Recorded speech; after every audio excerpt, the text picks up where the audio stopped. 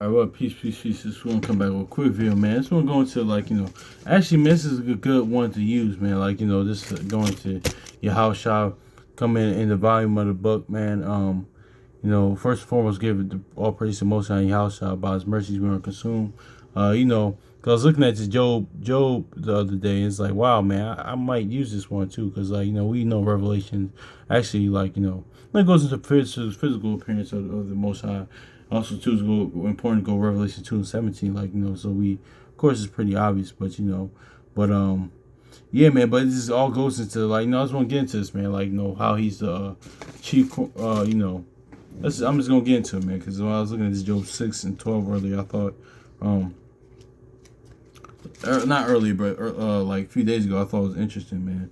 It says, is the strength is my strength the strength of stones, or my flesh, or is my flesh of brass? So yeah, man. So that's just like, let's go into this, looking at this like through Yahweh Shah's perspective, man. So the strength of the stones, man. Let's go to Ephesians real quick, man, because he was the chief cornerstone, right? So let's grab that.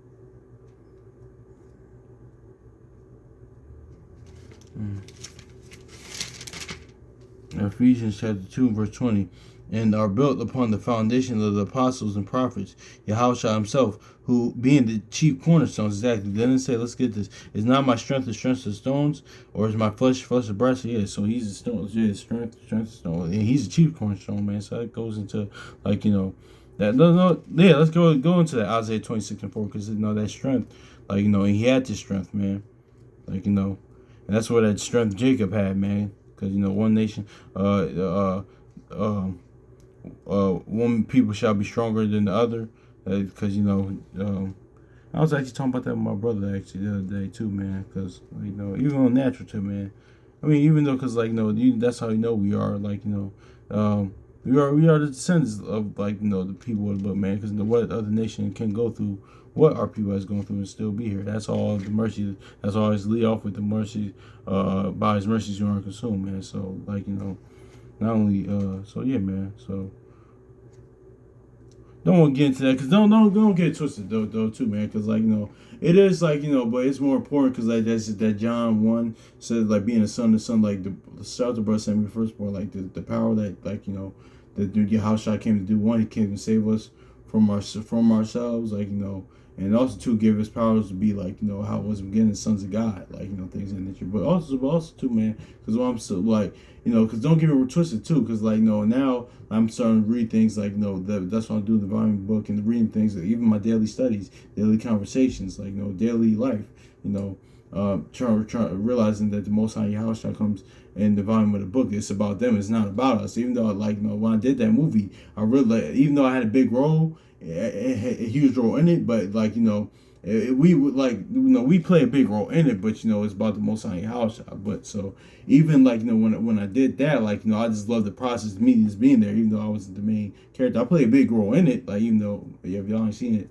I didn't talk, but that's that process. I have more of those okay, it's just kin to us, in the Most High house, man. Just being that is good, but still don't get it twisted though, man, because there's nothing wrong with that. With us, that, with,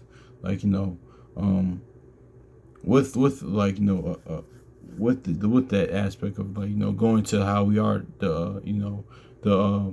the people, but how we are the Israelites. But I said I'm trying more of it's more of I'm more trying to gear towards out of that, man. Because once you shout out to brother send me firstborn, man. Because once you really start getting into word and start growing spiritually, you realize we can miss even me still, I can miss the testimony of Yahweh Shah, man. The testimony of Most High Yahweh Shah, man. Because certain things that you think is talking about us is or this man in general, it's really talking about him. So That's just is what it is too, man. But let me say this too, because man, listen, like like Second Samuel says, man, what nation is like these? So like like he says, like Israel is the apple of his eye, like things that. So don't get that twisted, man. But but still, it's still balanced because I do want to talk about that too, because I was reading Acts the other day, but it's still also too not to like go into that because he does have an everlasting love for Israel. But going into that, like in Acts 2, we can't like tell the brother send me firstborn live in the like whole. He says like utopian, or like kind of what's that when people like glorify the past a lot of times, that whole it's nostalgic, that whole zeitgeist. Well, zeitgeist, that's a little different. That means capturing a point of period of time. This is more like capturing accurately. You know, Zeitgeist means pretty much you're actively capturing a point in period in time of whatever set time period or set time period. Pretty much, I think me for example, I think something like a show like Power Raising Canaan. I like that because it depicts that it depicts the early '90s, in that New York setting, accurately. But I like how it presents itself, in that aspect. That's the only one I could think of off the top of my head, because a lot of like movies or TV shows do that period piece. Cause that's why people like to show Snowfall, because how it portrayed during that time period, that whole crack epidemic in California in the '80s, things of that nature. In the early to mid, I think mid '80s, early to mid '80s, that whole '80s thing. But that's neither here nor there. I kind of got that. But yeah, man, because we can't say all of our ancestors, all our forefathers was righteous. That's not the case. But also too, but still, the Most High in Yahusha does have a love for our people, man. That's why he said, listen, Matthew 5, I make the sun rise on just and the unjust. So my bad, y'all. I can't go into these digressions, but it is what it is. But it says, it's Isaiah 26:4, because I'm gonna read this again because I kind of lost the point. Is my strength the strength of stones, or is my flesh of brass?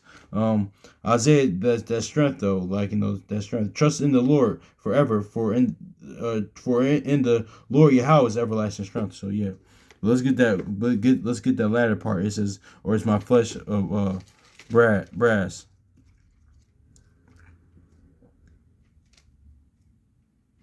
Revelation 1 and 15. And his feet is like unto fine brass, as if it burned in a furnace, and his voice is the sound of many waters. So flesh is yeah, exactly, because it's yep. Let's get that.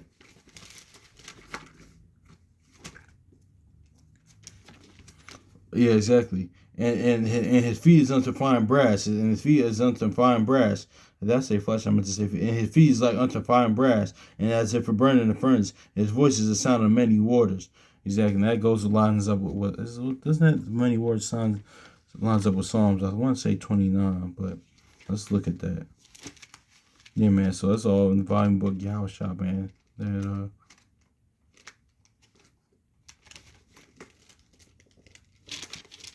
Psalm chapter yeah. Yep.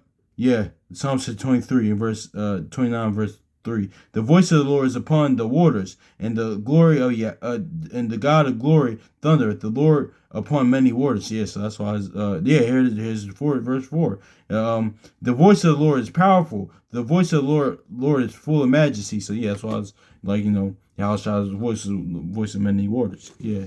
It's kind of akin to that, man. So yeah, man, I just really wanted to go into that, man.